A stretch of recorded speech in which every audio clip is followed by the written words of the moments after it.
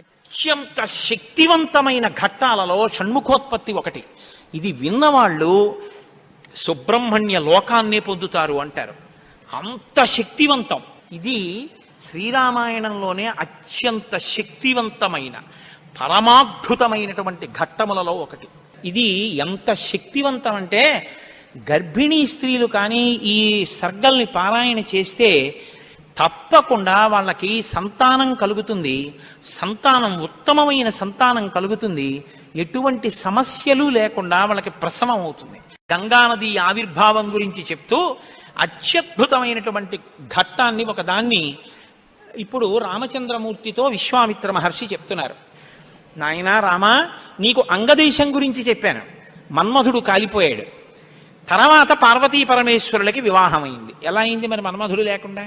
ప్రారంభమే ఒక గొప్ప విషయం.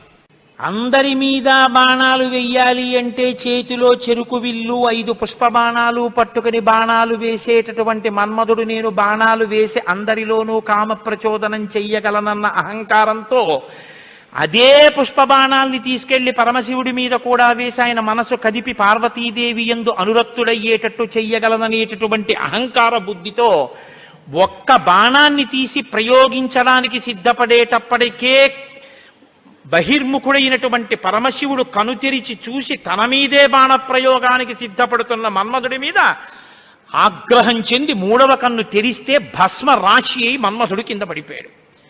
కాబట్టి సృష్టి ఆగిపోయి ఉండాలి కదా. ఇప్పుడు మన్మధుడు లేడుగా, మరి అప్పుడు పార్వతీ కళ్యాణం ఎలా అయింది అంటే అమ్మవారు ఏం చేసిందంటే ఏ ఆయుధములను మన్మధుడు పట్టుకుంటాడో వాటిని ఆవిడ పుచ్చుకుంది. 5 పుష్ప బాణాల్ని చెరుకు విల్లు ఆవిడే పుచ్చుకుంది. కామాక్షి, కంచి కామాక్షి అదే కదండి. ఇప్పుడు ఆవిడ ఇలా పట్టుకుంటే ఇంతటి పరమశివుడు వశుడైపోయాడు. అయిపోయి తాళి కట్టాడు. సంసారంలోకి వచ్చి ఆవిడ పక్కన కూర్చున్నాడు. ఇప్పుడు ఆవిడ శివకామ సుందరి. ఆమె అంత సౌందర్యంతో ఎవరి కోసం కూర్చుంది? మనకి తండ్రిని తెచ్చి కూర్చోబెట్టడానికి. ఆవిడ శివుడికి సౌందర్యం, బాహ్య సౌందర్యం, శివకామ సుందరి. నీకు నాకో అఖిలాండేశ్వరి, జగజ్జనని. ఈ లోకానికంతటికీ తల్లిదండ్రులైన పార్వతీ పరమేశ్వరుల్లో అమ్మ సౌందర్యం పరమశివుడి కొరకు, అమ్మ యొక్క అంత సౌందర్యం అమ్మతనం మన కొరకు. మనకి జగదంబ, జగజ్జనని, ఆయనకి భార్య. కాబట్టి ఇప్పుడు ఆవిడ తన ప్రజ్ఞతో పెళ్లి చేసుకుంది, మన్మధుడి గొప్పతనంతో పెళ్లి చేసుకోలేదు. మన్మధుడికి ఏం చేసింది?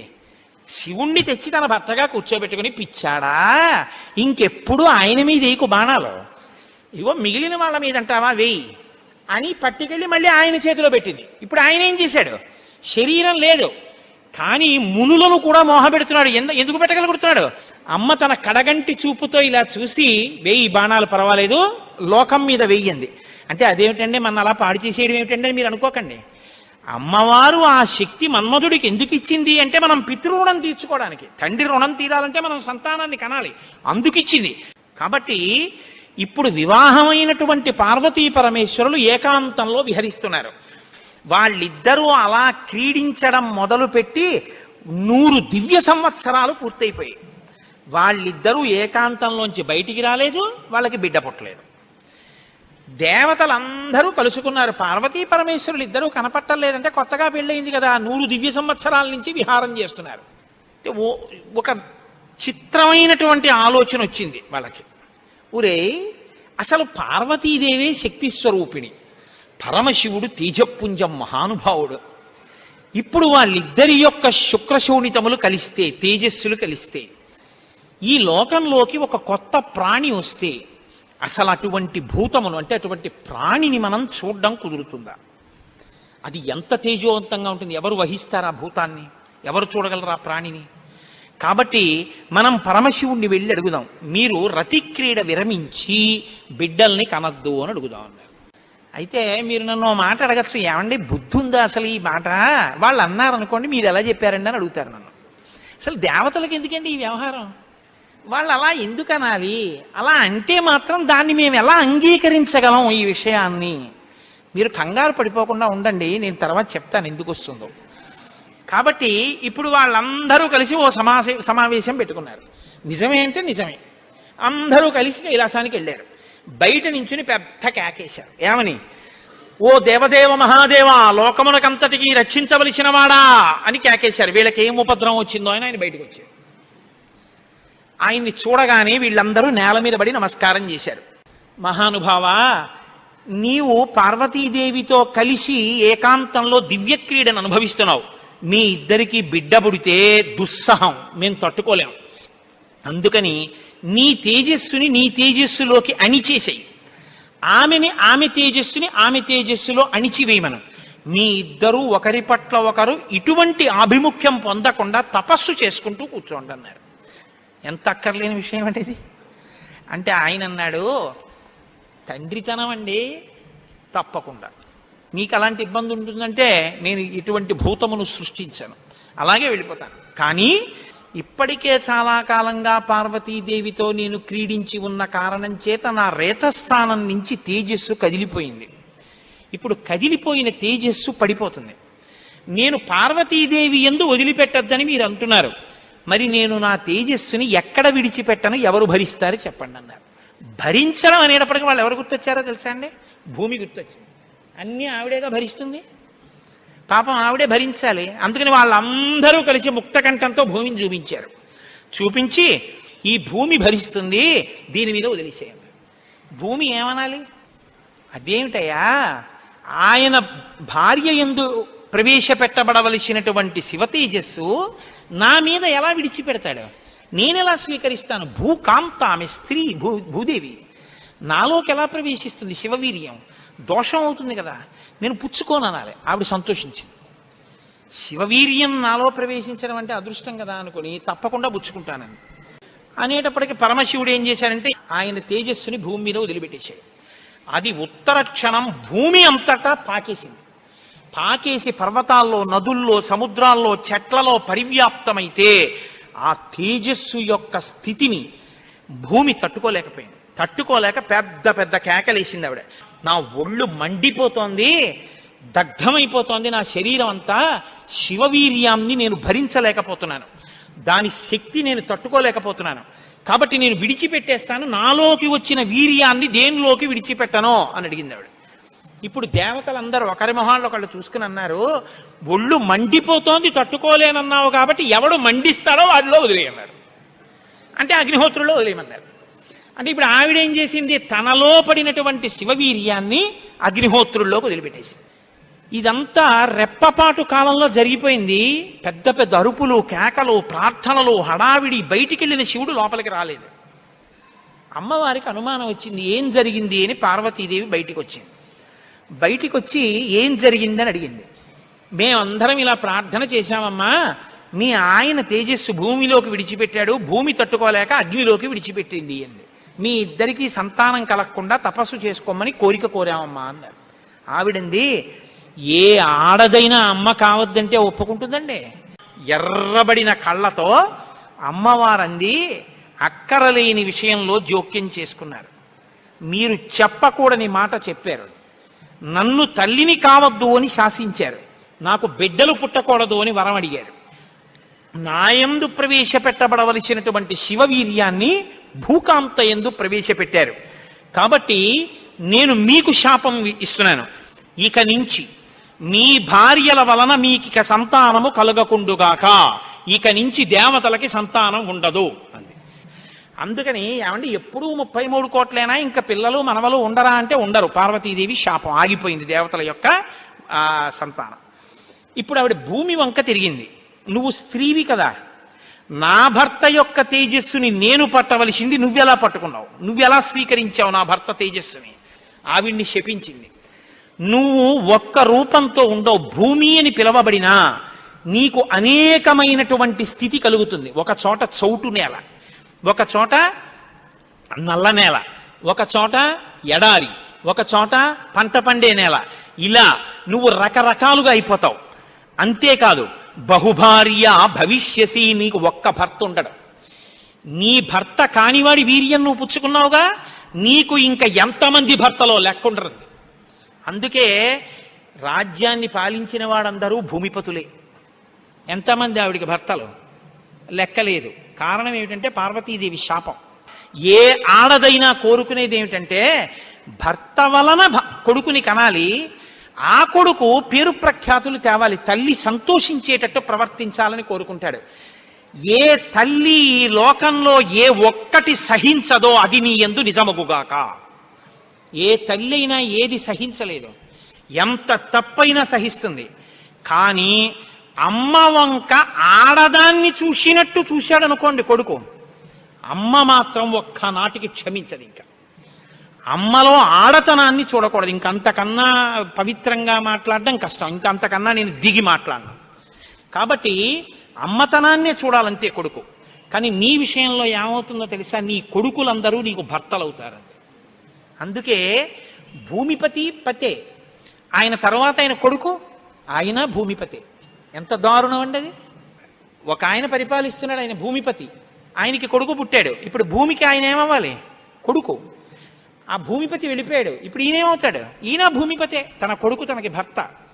ఇంతకన్నా దారుణమేముంది? ఇది పార్వతీదేవి శాపం. నాకు బిడ్డలు కలగకుండా చేశారు కాబట్టి మీరు ఈ శాపం అనుభవించండి అని వాళ్ళు లోపలికి వెళ్ళిపోయారు. ఇప్పుడు వీళ్ళందరూ ఇలా వేళ్ళు విరిచారు. ఒరే, అక్కర్లేని విషయంలో జోక్యం చేసుకున్నాను రా, ఎవడ్రా ఈ మాట చెప్పింది అసలు అన్నారు. వాడు ఉంటాడేమిటి ఇంక అక్కడ. ఇప్పుడు అందరూ భారంగా తలకాయలు ఉంచుకుని ఇళ్ళకెడితే వీళ్ళ శిఖలు ఎవరు పట్టుకుంటారు? ఒరే, ఎందుకు వెళ్ళావురా నువ్వు, నీ వల్ల నాకు ఇంకా బిడ్డలు కలగరని వాళ్ళు పట్టుకుంటారు. కాబట్టి ఇప్పుడు వాళ్ళందరూ ఇళ్ళకెళ్ళారు. హిమాలయ పర్వత ప్రాంతంలో పార్వతీ సహితుడై పరమశివుడు మాత్రం హాయిగా కూర్చుని తపస్సు చేసుకుంటున్నాడు. ఇంకా వాళ్ళిద్దరికీ బిడ్డలు పుట్టకూడదు అన్నారుగా, అందులో ఆయన వెళ్ళి తపస్సు మొదలెట్టాడు. గొడవ ఎక్కడొచ్చింది? ఇక్కడతో ఏమైపోలేదు గొడవ. తారకాసురుడని వాడు బయలుదేరాడు. వాడికి తెలిసే విషయం, ఇక పార్వతీ పరమేశ్వరులకి బిడ్డలు పుట్టరని, దేవతలకి బిడ్డలు పుట్టరని తెలుసు వాడికి. వాడు బ్రహ్మగారి గురించి తపస్సు, వాడు చాలా తెలివైనవాడు. వాడు నాకు చావుద్దన్నాడు, అది కుదరదన్నాడు ఆయన. అయితే పార్వతీ పరమేశ్వరులకు కొడుకు పుడితే వాళ్ళ చేతిలో చచ్చిపోతానన్నాడు. బ్రహ్మగారు ఏమంటారు? తథాస్తు అన్నారు. ఇంకా వాళ్ళకి పుట్టరు, నేను చావను, అది వాడి ధైర్యం. ఇప్పుడు వాడు ఎవరిని కొట్టడం మొదలెట్టాడు? దేవతల్ని. ఇప్పుడు వాళ్ళేం చెయ్యాలి? ఇప్పుడు వీళ్ళందరూ ఎక్కడికి వెళ్ళి అడిగారు, మీకు బిడ్డలు కలగకూడదు, మీ ఇద్దరు తపస్సు చేసుకోండి అని. వీళ్ళే అడిగారు పార్వతీ పరమేశ్వరుని. వాళ్ళిద్దరూ తపస్సుకి వెళ్ళిపోయారు. ఇప్పుడు వెళ్ళి మీ ఇద్దరు బిడ్డలు కనండి అన్నారు అనుకోండి, ఇంకేమైనా ఉందా? వద్దన్నావు, అన్ని శాపాలు ఇచ్చేసింది ఆవిడ. అంటే మీరు బాగా గమనించండి, ఏదైనా ఆడది భరిస్తుంది, కానీ ఆడదాని అమ్మతనానికి, ఆడదాని భర్తృత్వాన్ని పంచుకోవడానికి ఇంకో ఆడదొస్తే మాత్రం ఈ లోకంలో సహించడం అన్నది ఉండదు. అది ఈ జాతి క్షమించలేదు. ఇది రామాయణం యొక్క తీర్పు. కాబట్టి ఇప్పుడు వీళ్ళు వెళ్ళి అడగలేరు పార్వతీ పరమేశ్వరుని. కొడుకు పుడితే తప్ప వీళ్ళకి బతుకులేదు. ఎందుకని? వీళ్ళని చాలా బాధ పెట్టేస్తున్నాడు తారకాసురుడు. కాబట్టి ఇప్పుడు ఏం చెయ్యాలో అర్థం కాక పార్వతీ పరమేశ్వరులను అడగలేక చతుర్ముఖ బ్రహ్మగారి దగ్గరికి వెళ్ళారు. వెళ్ళి, అయ్యా ఎలాగండి, పార్వతీ పరమేశ్వరులకు కొడుకు పుడితే తప్ప మేము రక్షింపబడం, ఇప్పుడు పుట్టే మార్గం ఏమైనా ఉందా అని అడిగారు. అడిగితే ఆయన అన్నారు, ఒరే, పార్వతీ పరమేశ్వరులకి ఇంక పిల్లాడు పుట్టడం అనేటటువంటి విషయాన్ని మీరు నేను ఇక వెళ్ళి అడగడం అన్న విషయం మర్చిపోండి. పోనీ మన దగ్గర శివుని యొక్క తేజస్సు ఉంది ఇంకాను. అగ్నిహోత్రుడు పుచ్చుకుని ఉంచాడుగా, అగ్నిహోత్రుల్లో ఉందిగా. అంటే యాపిల్ పండు ఫ్రిడ్జ్లో పెట్టుకున్నట్టు అగ్నిహోత్రుడి దగ్గర ఉంది అది. పోనీ దాన్ని తెచ్చి ఎవరిలోకైనా నిక్షేపిద్దామంటే మీ భార్యలు ఎవ్వరికీ పిల్లలు పుట్టరు, ఆవిడ శాపం ఉందిగా. పైగా ఆ శివవీర్యాన్ని భూకాంత పుచ్చుకుందనేగా అన్ని శాపాలు ఇచ్చింది. ఇప్పుడు దాన్ని తీసుకెళ్ళి ఇంకోళ్ళు ఎవరికన్నా ఇస్తామంటే ఎవరు మాత్రం పుచ్చుకుంటారు? ఏ ఆడది పుచ్చుకుంటుంది? పుచ్చుకుంటే కదా పిల్లలు పుట్టడం. పార్వతీదేవిని వెళ్ళి అడగలేము, పోనీ శివవీర్యం ఉందని ఇంకో స్త్రీలో ప్రవేశపెట్టలేము. ఎలా ఆలోచించి, ఆయన తక్కువ వాడండి చతుర్ముఖ బ్రహ్మగారు అంటే. నేను అందుకే బ్రహ్మ నన్ను బ్రహ్మగారు అంటుంటాను. ఆయన సలహా లేకపోతే లోకం లేదు, మన ఉపన్యాసమే లేదు. ఆయన అన్నారు, హిమవత్ పర్వతం ఉందే, హిమవంతుడు, ఆయనకి 2 బిడ్డలు ఉన్నారు. పెద్దమ్మాయి పేరు గంగ, రెండో అమ్మాయి పార్వతి. పెద్దమ్మాయి దేవతా స్త్రీలలోకి రాదు, ఆ అమ్మాయి స్వర్గలోకంలో ప్రవహిస్తోంది. ఇప్పుడు తనకి బిడ్డలు పుట్టలేదన్న బాధ ఎప్పుడు పోతుందంటే, తన భర్త యొక్క వీర్యం తన అక్కగారిలోకి ప్రవేశించి బిడ్డ పుడితే తన అక్క కొడుకు తన కొడుకేగా. అందుకని కొంచెం మనసు కుదుటపరుచుకుని పోన్లే బిడ్డ పుట్టాడని సంతోషిస్తుంది. అక్క జోలికి వెళ్ళదు, ఎందుకంటే కొంచెం ఆప్యాయత అన్నదోటి ఉంటుంది. అక్క కొడుకు తన కొడుకే అవుతాడు కాబట్టి. మనం పార్వతీదేవి కోప్పడకూడదంటే ఆ గంగాదేవి యందు ఈ శివవీర్యాన్ని నిక్షేపించాలి.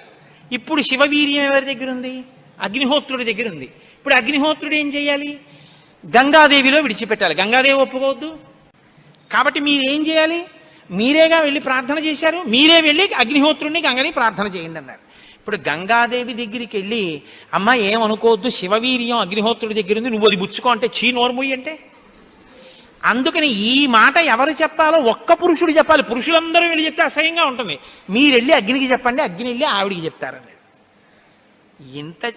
ఎందుకంటే ఇంత ఇబ్బంది అంటే ఇది గట్టిగా చెప్పుకునేది కాదు, ప్రయత్నం చేస్తున్నారు. పార్వతీ పరమేశ్వరులకి పుత్రుడు కలిగేటట్టని తెలిస్తే చంపేవతలు పారేస్తాడు ఆయన తారకాసురుడు. అందుకని ఎవరికీ తెలియకుండా జరగాలి ఈ పని అంతాను. ఇప్పుడు వీళ్ళందరూ కలిసి అగ్నిహోత్రుడి దగ్గరికి వెళ్ళారు. అయ్యా ఎంత గొప్ప సలహా చెప్పావు, ఏదో ఓ కారు చీకటిలో కాంతిరేఖ, కఠినమైన సాక్ష్యానికి సూక్ష్మమైన రంధ్రం దొరికాయి, ఇక మేము అల్లుకుంటాం కథ అన్నారు. బ్రహ్మగారికి పూజ చేసి నమస్కారం చేసి బయలుదేరి అగ్నిహోత్రుడి దగ్గరికి వెళ్ళారు. వెళ్ళి ఆయనతో అన్నారు, ఇప్పుడు మాట్లాడడం కొంచెం జాగ్రత్తగా మాట్లాడడం మొదలెట్టారు. ఇది దేవకార్యం, ఏదో మేము సరదాగా నువ్వు పట్టుకెళ్ళి అక్కడ విడిచిపెట్టు ఇలాంటి మాటలు చెప్పడానికి రాలేదు. నీకు పిల్లలు పుడితే నాకెందుకు, పుట్టకపోతే నాకెందుకు, ఇలాంటి వాటిల్లో ఇక మేము జోక్యం చేసుకోం, బుద్ధి వచ్చింది మాకు. కాకపోతే ఇది దేవకార్యం. ఇప్పుడు ఈ పిల్లాడు పుట్టకపోతే వీపులు పగిలిపోతున్నాయి తారకాసురుడి వల్ల, అందుకుని పుట్టాలి పిల్లాడు. కాబట్టి నీలో ఉన్న శివ తేజస్సుని పట్టుకెళ్ళి గంగలో విడిచిపెట్టు. గంగ పుచ్చుకుంటే, గంగకి కొడుకు పుడితే ఆ పిల్లవాడు పార్వతీ పరమేశ్వర పుత్రుడి కిందకు వస్తాడు. ఎందుకంటే పార్వతీదేవి అంగీకరిస్తుంది కాబట్టి. ఆ పిల్లవాడికి సేనానాయకత్వం ఇద్దాం, వాడు సేనాధిపతి అయితే వాడి చేతిలో తారకాసురుడు చచ్చిపోతాడు. అందుకని నువ్వు వెళ్ళి గంగను అడుగన్నారు. ఇప్పుడు పుచ్చుకునేటప్పుడు అప్రసన్నమైన మనస్సుతో ఆవిడ పుచ్చుకుంది అనుకోండి, ఇది ఎక్కడ చికాకు వచ్చిందిరా అని. అప్రసన్నమైన మనస్సుతో కానీ అలా పుచ్చుకుంటే తేజోవంతుడైన బిడ్డ సంభవించాడు. కాబట్టి ఆవిడ ప్రసన్నంగా పుచ్చుకోవాలి. అంటే ఆవిడ ప్రసన్నంగా పుచ్చుకోవడానికి యోగ్యమైన రీతిలో ఆవిడికి చెప్పాలి. కాబట్టి ఆయన వెళ్ళి చెప్పాడు అగ్నిహోత్రుడు, అమ్మా నువ్వు గర్భం ధరించాలమ్మా, ఆవిడ కన్య, భర్త లేడు. దేవతానాం ఇదం ప్రియం, అమ్మ దేవకార్యం ఇది, అందుకుని నిన్ను అడుగుతున్నాను తప్ప ఇంకో మాట అనుకో కుష్మా తల్లి. అందుకని ఆవిడ అర్థం చేసుకుంది, ఓహో ఇంతకన్నా ఇప్పుడు లోకాన్ని రక్షించడానికి మార్గం లేదు, కాబట్టి శివ తేజస్సుని నాలోకి తీసుకుంటాను. ప్రసన్నంగా తీసుకుంది అనడానికి గుర్తు దివ్యమైన రూపాన్ని ధరించి శివ తేజస్సుని తనలోకి తీసుకుంది. ఇప్పుడు వీళ్ళ బాగా గమనించండి, సుబ్రహ్మణ్యోత్పత్తి అంటే ఎటువంటిదో తెలుసా అండి? 33 కోట్ల మంది దేవతలు ఇలా ఎదురు చూస్తున్నారు. ఇప్పుడు కాని శివవీర్యం ఎందుకో పనికి రాకుండా పోయిందనుకోండి, గంగ కానీ అయ్యి బాబాయ్ నేను భరించలేకపోతున్నానని వదిలేవతలు పారేసింది అనుకోండి, అంతే. ఇక శివవీర్యం లేదు, ఎందుకంటే ఉన్న శివవీర్యం పాడైపోయింది. కాబట్టి ఇక పుత్రుడు కలగడం, ఇక పుత్రుడు కలగకపోతే ఇక ఎప్పటికీ అసలు దేవతల యొక్క రాజ్యం అన్నది ఇక రాదు, తారకాసురుడే ఉంటాడు. కాబట్టి ఇక మీరు నేను పురాణం చెప్పుకోవడం ఇప్పటికీ ఉండదు, ఆయనే పరిపాలిస్తుంటాడు కదా. కాబట్టి ఇప్పుడు ఆ గంగ వల్ల బిడ్డ పుట్టాలి. వీళ్ళందరూ ఉత్కంఠతో ఎదురు చూస్తున్నారు, గంగ గర్భం ధరించి బిడ్డని కంటుందా. ఇది ఇంత చల్లటి గంగమ్మలోకి శివవీర్యం వెళ్ళింది. వెళ్ళగానే ఆవిడ ఇప్పుడు పెద్ద కేకేసింది, అయ్య బాబోయ్ ఈ శివవీర్యం యొక్క వేడికి నా నీరు ఉడికిపోతోంది, ఇప్పుడు నేను ఈ తేజస్సుని ఎక్కడ వదిలిపెట్టేను, నా సర్వాంగములు క్షోభించిపోతున్నాయింది ఆవిడ. అగ్నిహోత్రుడు చూసి అన్నాడు, బిడ్డ పుట్టాడో లేదో తరువాతి మాట, ముందు అసలు నువ్వు కలతపడిపోతున్నావు, నువ్వు తట్టుకోలేవు. కాబట్టి అదిగో ఆ హిమాలయ పర్వత ప్రాంతముల యొక్క పాదముల యందు తీసుకెళ్ళి నీలో ఉన్నటువంటి శివ తేజస్సుని విడిచిపెట్టేసేయండి. గంగ తనలో ఉన్న శివ తేజస్సుని తీసుకెళ్లి హిమాలయ పర్వత ప్రాంత పాదముల యందు వదిలిపెట్టేసేటప్పటికి అది వెళ్ళి రెల్లు దుబ్బుల్లో పడిపోయింది, గడ్డిలో పడిపోయింది. ఇప్పుడు అందులోంచి ఒక్కసారి కాంతి కనపడింది వాళ్ళకి. పిల్లాడేమైనా వచ్చాడా? వాళ్ళకి పిల్లాడు కావాలి. ఇప్పుడు ఆ శివవీర్యంలోంచి, ఆ తేజస్సులోంచి అగ్ని ఎటువంటి కాంతితో ఉంటాడో అటువంటి కాంతితో మొట్టమొదట బంగారం పుట్టింది లోకంలో. బంగారం శివవీర్యం, అందుకే బంగారానికి శివవీర్యం అని పేరు. బంగారం పుట్టి బంగారంతో అక్కడ ఉన్నటువంటి తృణవృక్ష లతాగుల్మం సర్వం భవతి కాంచన, ఆ గడ్డి చెట్లు అన్ని బంగారు రంగులో మెరిసిపోయాయి ఒక్కసారి. తర్వాత వెండి పుట్టింది. ఆ వెండిని చూశారు, తెల్లగా ఉంది వెండి. అయిపోయింది.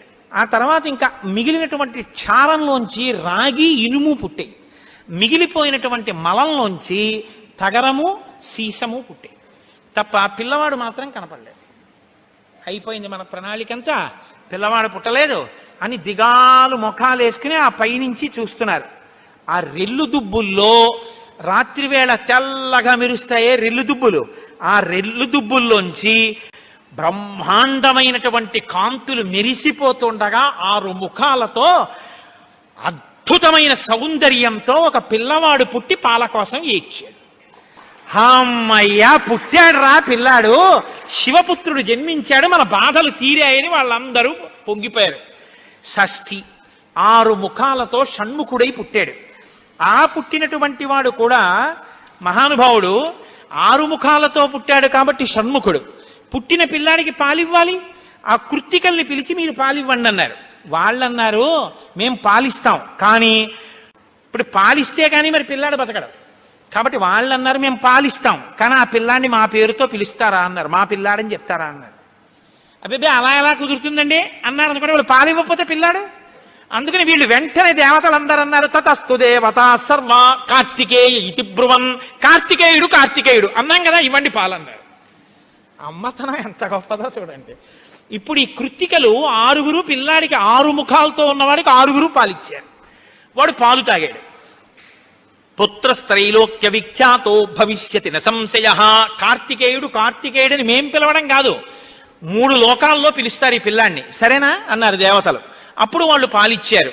కాబట్టి కార్తికేయుడు అగ్నిలో శివవీర్యం చాలా కాలం నిలవ ఉంచబడి అగ్నిహోత్రుడు గంగలో ప్రవేశపెట్టాడు కాబట్టి పావకి. శరవణములు అంటే రెల్లు దుబ్బుల్లోంచి పుట్టాడు కాబట్టి శరవణ భవ.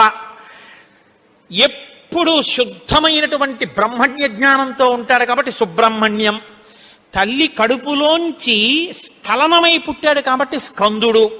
ఆయన ఉత్పత్తి చేతనే ఇన్ని పేర్లతో వచ్చాడు. ఏమంటే మీరు ఇంత గొప్పగా ఏదో పాపం నోరు కొట్టుకు చెప్పారు, కానీ మాకు అసలు అనుమానం మాత్రం అలా ఉండిపోయింది, మీరు మంగళం చెప్దాం అనుకుంటున్నారేమో. అలా అనత్సా దేవతలు, అలా అడగడం వల్ల కదా ఇంత కథ వచ్చింది. అలా ఎందుకు అడగాలి అసలు అంటే, మహానుభావుడు శంకర భగవత్పాదాచార్య స్వామి వారు బ్రహ్మసూత్రాలకి చేసినటువంటి వ్యాఖ్యానంలో ఒక చోట ఉదహరించారట దీని గురించి. దాని గురించి అసలు ఇలా ఎలా జరిగిందని కంచికామకోటి పీఠాధిపతులు చంద్రశేఖరేంద్ర సరస్వతి స్వామి వారు ఎంతమంది పౌరాణికులను అడిగారట. ఆఖరికి ఒక ఆయన దీని మీద పరిశోధన చేసి త్రిపుర రహస్యంలో ఉన్నటువంటి మంత్రాల యొక్క వ్యాఖ్యానంలో దీని అసలు వృత్తాంతం ఎక్కడుందో పరమాచార్య స్వామి వారికి తీసుకొచ్చి చెప్పారు. త్రిపుర రహస్యంలో ఉంది దీని రహస్యం, అక్కడి నుంచి అనుసంధానం చేయాలి దాన్ని. సనత్కుమారుడు అని ఒక ఆయన బ్రహ్మమానసపుత్రుడు, ఆయన పుట్టుక చేత మహాజ్ఞాని. అటువంటి పిల్లవాడు ఆయన ఎప్పుడూ తనలో తాను బ్రహ్మజ్ఞానంలో రమిస్తుండేవాడు. ఆయన ఒక రోజు రాత్రి నిద్రపోవడం అంటే గుర్తుపెట్టుకోండి, బ్రహ్మవేత్త నిద్రకి కూడా ఆయన సాక్షి.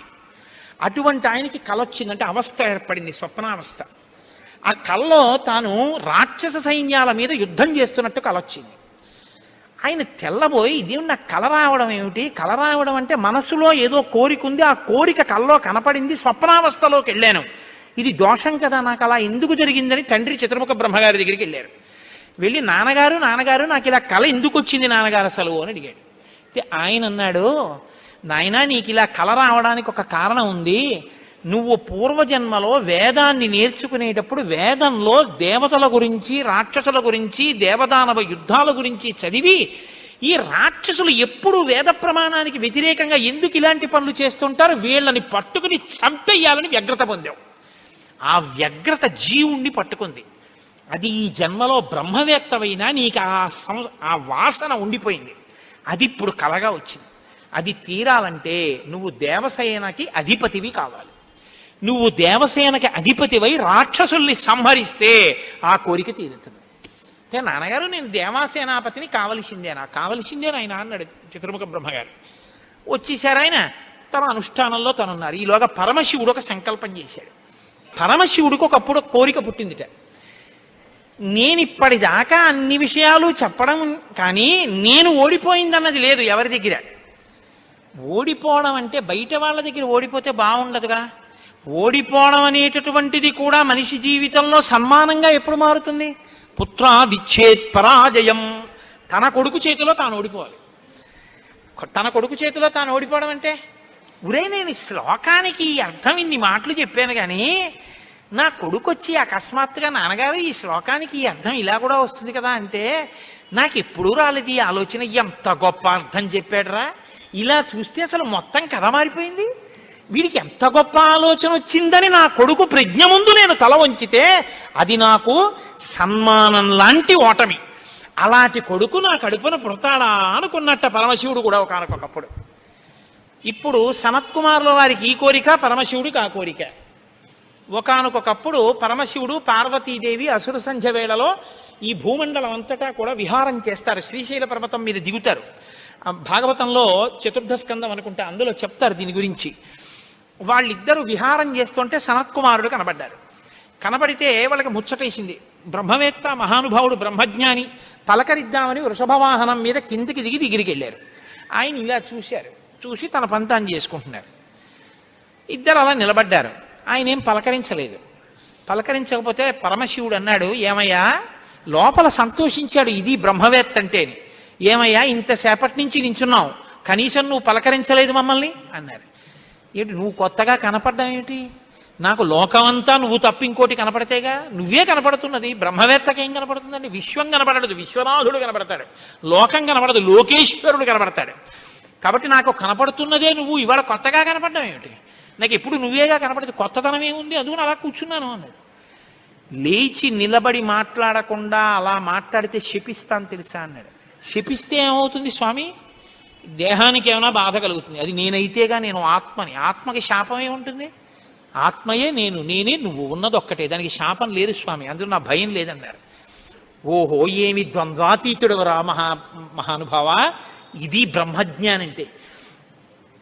కాబట్టి నిన్ను చూసి నేను మురిసిపోతున్నాను, నీకు ఏదైనా వరం ఇస్తాను పుచ్చుకో అన్నారు. ఆయన అన్నారు, వరం ఇస్తావా? మళ్ళీ ఇదో మోహం, వరం ఇవ్వడం శాపం ఇవ్వడం ఏమిటి ద్వంద్వాలు? నాకేం అక్కర్లేదు, నీకేమైనా కావాలా నేను ఇస్తానన్నారు. అంటే పరమశివుడు అన్నాడు, ఈ మాట నీతో అనిపించడం కోసమే ఇంతసేపు నించున్నాడు. నీలాంటి కొడుకు కావాలి, నువ్వు నాకు కొడుకు అవుతావా అన్నారు. అంటే సనత్కుమారుడు అన్నాడు, నీకే కొడుకునవుతానన్నాడు. అంటే పార్వతీదేవి అంది, ఏది ఆ కేంత దీర్ఘం ఇస్తున్నావు? నీకే కొడుకునవుతానంటా ఏమిటి? నీకే కొడుకునంటే నాకు కొడుకువే అంది. అదొక్కటి అడక్కమ్మా అన్నాడు. అదేమయ్యా అదేమిటి? నీలాంటి కొడుకు పుడుతుంటే నా కడుపున పుట్టకపోవడం ఏమిటి? అమ్మా ఎంత పార్వతీదేవివైనా తల్లి, నేను ఒక కడుపున పుట్టడం అంటే అమ్మా తల కింద పెట్టి కాళ్ళు పైకి పెట్టి 9 నెలలు అమ్మ కడుపులో పడుకుని యోని ద్వారంలోంచి బయటికి రాలేనమ్మా. శివకుమారుడిగా పుడతాను, నీకు కుమారుణ్ణే తప్ప అమ్మా నీ కడుపున మాత్రం పుట్టనన్నాడు. అంటే ఆవిడ చిన్న బుచ్చుకుంది. అయ్యయ్యో నేను కూడా కలిసి అడగకపోవడం వల్ల వచ్చింది, కానీ నా కోరిక నువ్వు ఇంకొకలా తీర్చాలంది ఆవిడ. ఎలా తీర్చనమ్మా అని అడిగారు.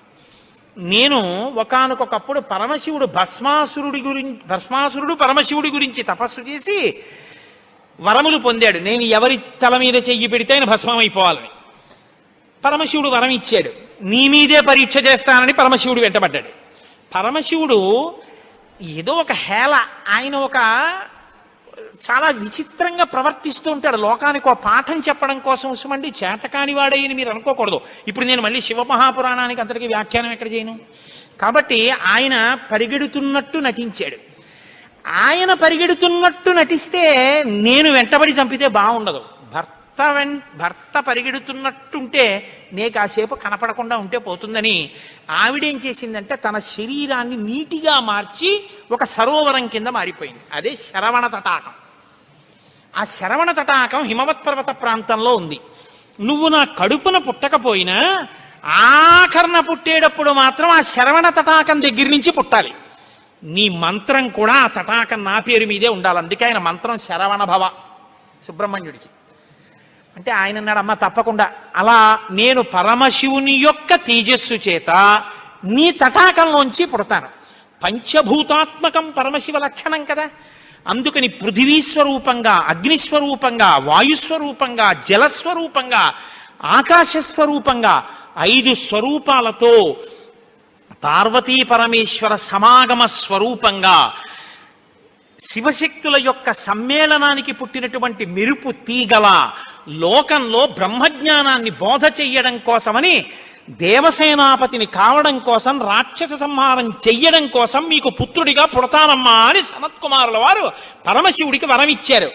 అందుకని ఆ వరం నెరవేరాలంటే పార్వతీ పరమేశ్వర సమాగమం జరిగి పార్వతీదేవిలోకి వెళ్ళకూడదు తేజస్సు.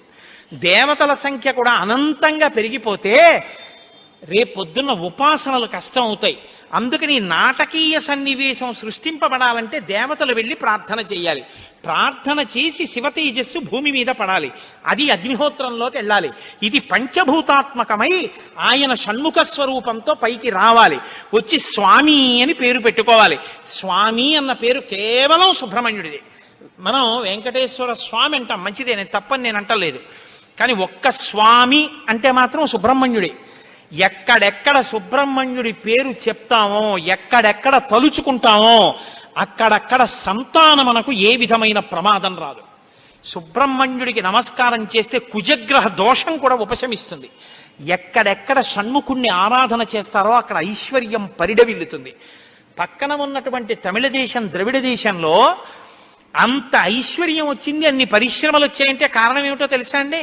సుబ్రహ్మణ్యారాధన. వాళ్ళు విపరీతమైన సుబ్రహ్మణ్యారాధనం చేస్తారు.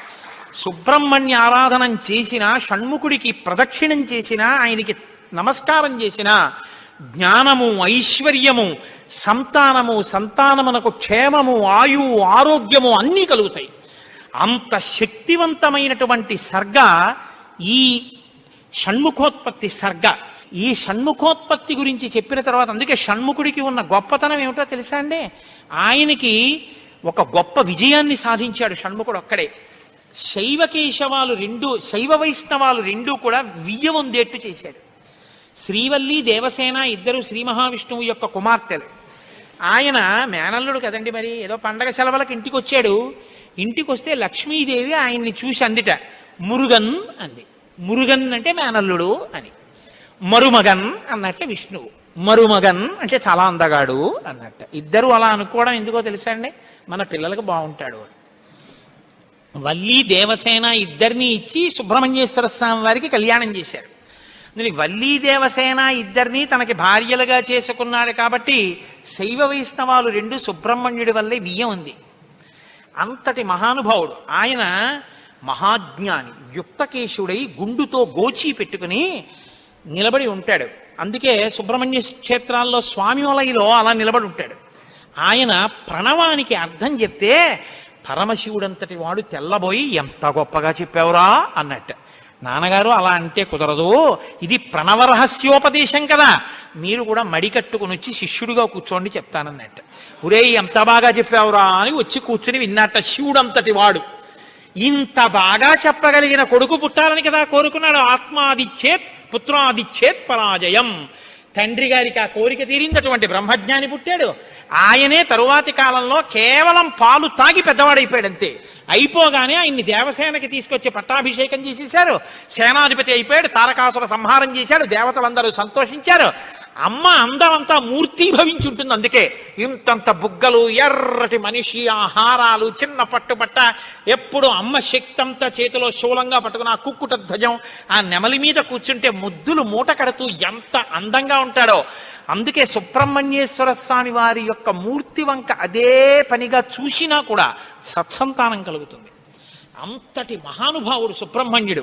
ప్రత్యేకించి ఏ కారణం చేతనైనా గర్భం నిలవక బాధపడుతున్న వాళ్ళు, గర్భిణి అయినప్పటికీ కడుపున ఎటువంటి బిడ్డలు పుడతారో తెలియని వాళ్ళు, వాళ్ళ ఆయుర్దాయం బాగుండాలనుకున్న వాళ్ళు, సంతానం క్షేమంగా వృద్ధిలోకి రావాలనుకున్న వాళ్ళు రామాయణాంతర్గతమైన షణ్ముఖోత్పత్తిని విని తీరాలి. ఇది చెప్పడం కోసమే వాల్మీకి మహర్షి ఫలశ్రుతి చెప్తూ ఓ మాట చెప్పారు. ఎవరు ఈ షణ్ముఖోత్పత్తిని శ్రీరామాయణంలో వింటున్నారో వాళ్ళకి ఎటువంటి చిక్కులు ఉన్నా అన్ని చిక్కులు విడిపోయి అపారమైనటువంటి ధన సమృద్ధి కలుగుతుంది. 2, విశేషమైనటువంటి పుణ్యము స్కందోత్పత్తిని విన్నంత మాత్రం చేత కలుగుతుంది. ఇక్కడే ఆయన కుమార సంభవశ్చైవ అన్న మాట వాడారు.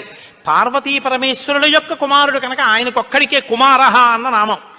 ఎవరు భక్తి శ్రద్ధలతో రామాయణాంతర్గతమైనటువంటి ఈ షణ్ముఖోత్పత్తిని చేతులు కైమోడ్చి సుబ్రహ్మణ్యుడికి నమస్కరించి వింటున్నారో అటువంటి వారందరికీ కూడా ఆయుష్మాన్, వాళ్ళకి ఏదైనా అపమృత్యు దోషం జాతకంలో ఉంటే ఆ దోషము ఉపశమించి ఆయుర్దాయం కలుగుతుంది. వాళ్ళ కొడుకులు మనవలు అందరూ క్షేమంగా ఉంటారు. ఏవైనా దుర్గుణములు అలవడవలసినవి ఉంటే అవి పోయి వాళ్ళు వృత్తిలోకి వచ్చి వంశానికి గొప్ప కీర్తి తీసుకొస్తారు. ఆయుష్మాన్ పుత్ర పౌత్రైశ్చ, ఎవరు రామాయణం సంపూర్ణ రామాయణం చెప్పించుకుని వినేటప్పుడు పరమ భక్తితో దేవాలయ ప్రాంగణంలోనో ఎక్కడో కూర్చుని ఈ స్కందోత్పత్తిని నమస్కారం చేస్తూ విన్నారో వాళ్ళు శరీరం పడిపోయిన తరువాత సుబ్రహ్మణ్య లోకాన్ని పొందుతారు అని వాల్మీకి మహర్షి సత్యం తప్ప ఆయన నోటి వెంట రాదని బ్రహ్మగారి వరం. ఆయన ఎప్పుడూ ఫలశ్రుతి చెప్పరు, ఇక్కడ చెప్పారు. అంత గొప్పది షణ్ముఖోత్పత్తి. దీనివల్ల ఉపయోగం పొందిన వాళ్ళు కన్నుల నీరు పెట్టుకుని సంతోషంతో చెప్తారు యథార్థం నిజమేనని. మీకు నేను ఒక రహస్యం చెప్తాను, నేను ఆశ్చర్యపోయాను. తూర్పుగోదావరి జిల్లాలో మల్లవరం అని ఒక క్షేత్రం ఉంది. అక్కడ సుబ్రహ్మణ్యుడు, ప్రత్యక్ష సుబ్రహ్మణ్యుడు, ఇంతలా పాము కోనేటిలో స్నానం చేసి శివలింగాన్ని చుట్టుకుని ఉంటుంది. అది పిల్లలు పుట్టని వాళ్ళు వెళ్ళి నమస్కారం చేస్తే పిల్లలు పుట్టారు. డాక్టర్లు పిల్లలు పుట్టరని సర్టిఫై చేసిన వాళ్ళకి పుట్టారు. ముఖ్యమంత్రులు కూడా వెళ్ళారు పీఠాధిపతులు అక్కడికి. ఆ పాము కారణాంతరాల చేత శివలింగానికే తల కొట్టుకుని శరీరం వదిలితే ఇప్పుడు అలాగే ప్రతిష్ఠ చేశారు. అక్కడ నేను ఆశ్చర్యపోయింది ఏంటంటే, నాకు ఆ దేవస్థానం ధర్మకర్త ఒక ఆయన వచ్చి ఒకసారి ఓ మాట చెప్పారు. బిడ్డలు పుట్టరు అని డాక్టర్లు చెప్పేసినటువంటి వాళ్ళు సుబ్రహ్మణ్య షష్ఠి నాడు ఈ దేవాలయం వెనకాల పడుకుంటారు, వచ్చి బోర్లా పడుకుంటారు ఆడవాళ్ళు. వాళ్ళకి కునుకు పడుతుంది, కునుకు పడ్డాక లేపేస్తాం. ఆ మరుసటి సంవత్సరం వాళ్ళు పసిపిల్లల్ని పట్టుకుని వస్తారండి అని చెప్పారు. నాకు అపనమ్మకం కాదు, చూడాలనిపించింది.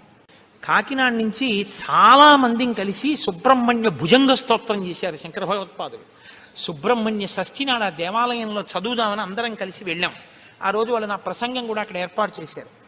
మీరు నమ్మరు, నేను తెల్లబోయానండి.